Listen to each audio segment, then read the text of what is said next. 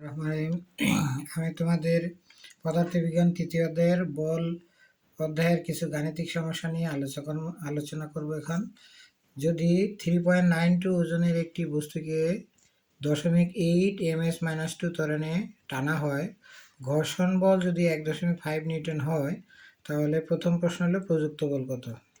দ্বিতীয় প্রশ্ন হলো ঘর্ষণযুক্ত ও ঘর্ষণবিহীন মেঝেতে ত্বরণের কিরূপ পরিবর্তন হয়। গয়ের সমাধান।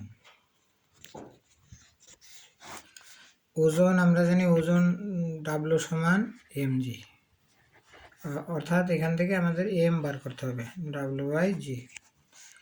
ডাব্লু এর মান 3.92 নিউটন আর জি এর মান কত, 9.8 ms-2, তাহলে কি দাঁড়ায় 0.54 কেজি।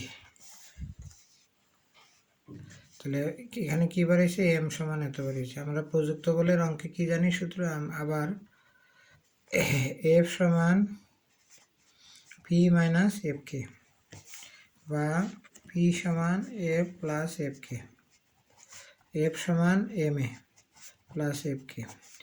f হলো কার্যকরী বল, fk হলো ঘর্ষণ বল, p হলো প্রযুক্ত বল। মান বসাই দিলে উত্তর হয়ে যাবে 0.4 কেজি গুণ 0.8 ms-2 ব্র্যাকেট দিই প্লাস ঘর্ষণ বলের মান 1.5 নিউটন, তাহলে 32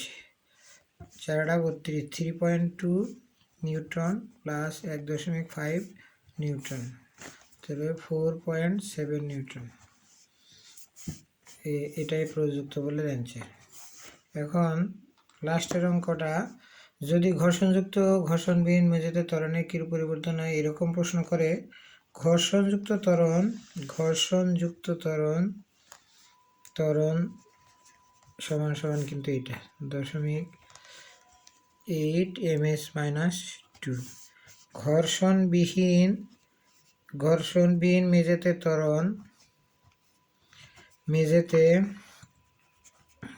ত্বরণ বের করতে হলে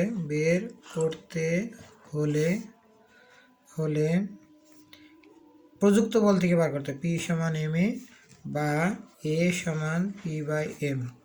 তাহলে p হলো গিয়া প্রযুক্ত বল কত নিউটন, 4.5 নিউটন, 4.7 নিউটন। ভর দিয়ে ভাগ করতে হবে, ভর m সমান কত, 0.4 যত হয়। অতএব দুই ত্বরণের পার্থক্য যত হয়, অতএব ত্বরণদ্বয়ের পার্থক্য কত হবে। এই ত্বরণ থেকে 0.8 বিয়োগ করতে হবে।